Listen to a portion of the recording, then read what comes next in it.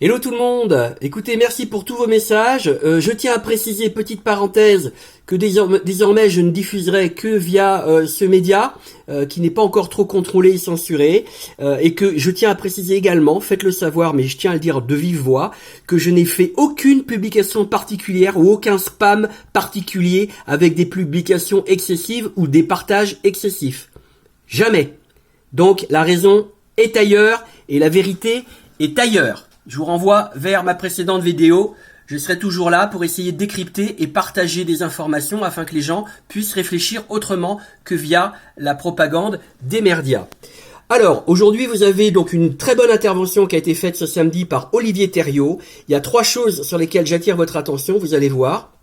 Le fait que lui, il a l'intelligence de retourner le vocabulaire, la sémantique qui est utilisée par les médias et par les éditocrates et par les politiques macronistes contre les syndiqués, contre les oppositions. Là, il va retourner le vocabulaire, le terme obstruction. Deuxièmement, pareil, on va l'écouter et on va passer à autre chose.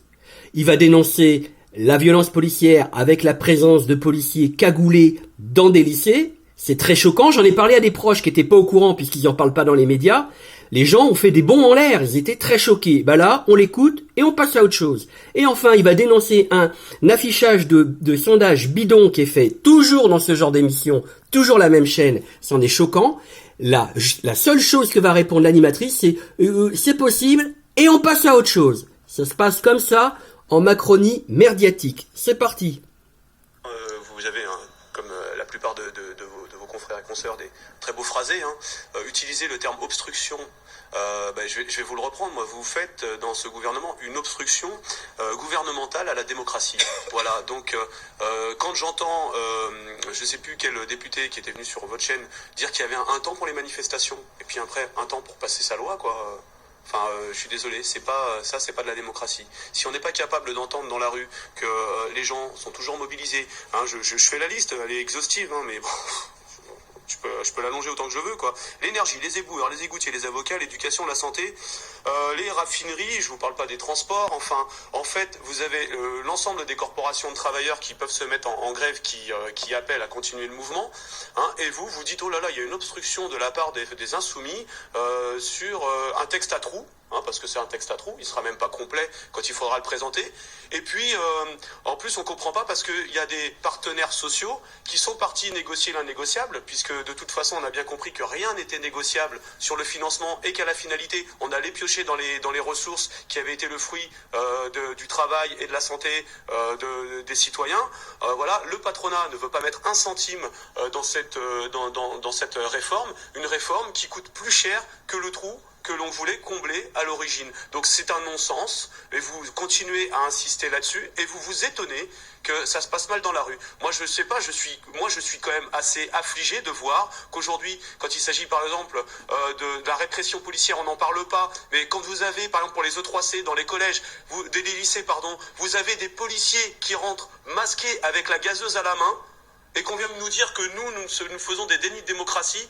Quand on voit Olivier Thériault, je suis désolé, on il y a parle tellement aussi, de choses à dire. Quand il y a des affrontements des deux côtés. Mais vous dites, et vous avez raison, qu'il y a plusieurs professions, et je l'ai dit, qui se mobilisent, mais...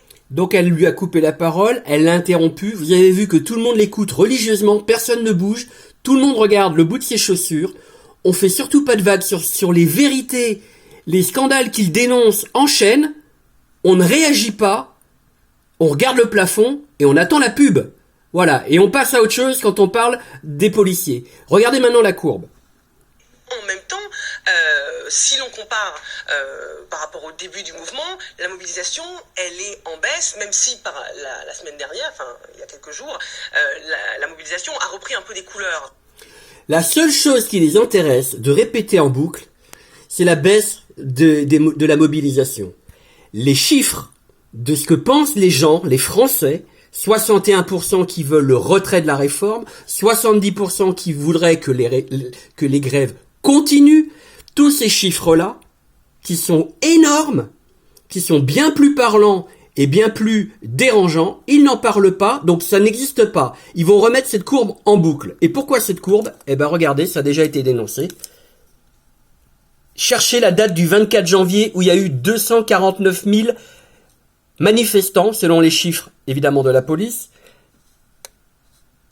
16 au 29, il y est pas. On devrait avoir un pic ici, un pic qui doit monter jusque là, qui a été effacé.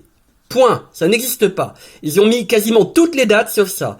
Et j'attire votre attention sur un détail. Regardez l'échelle de temps. Du 5 au 10 décembre. Ok, ça fait tant de centimètres.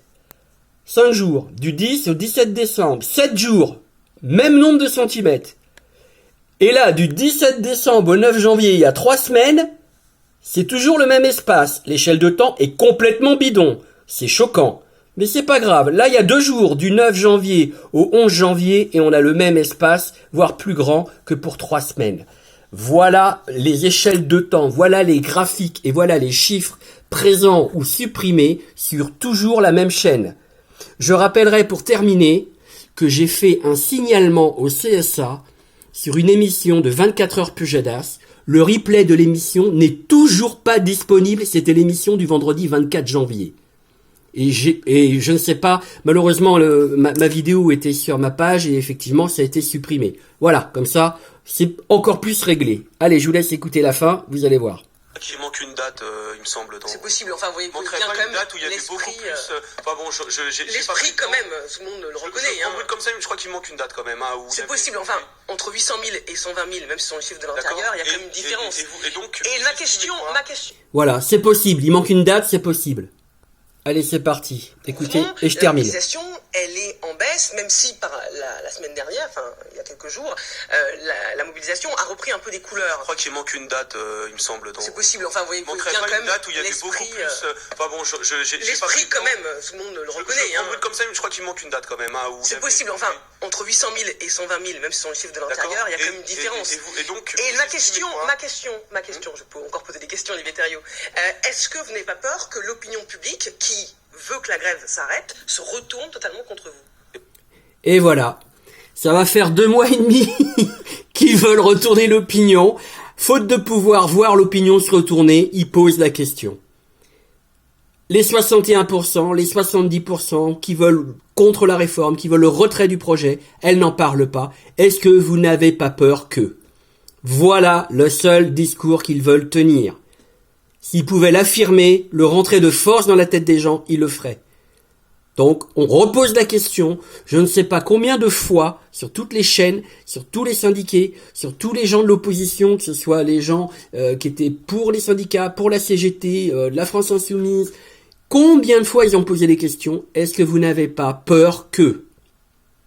Le match est plié, perdu, le gouvernement est furieux, ils n'ont pas réussi à retourner l'opinion.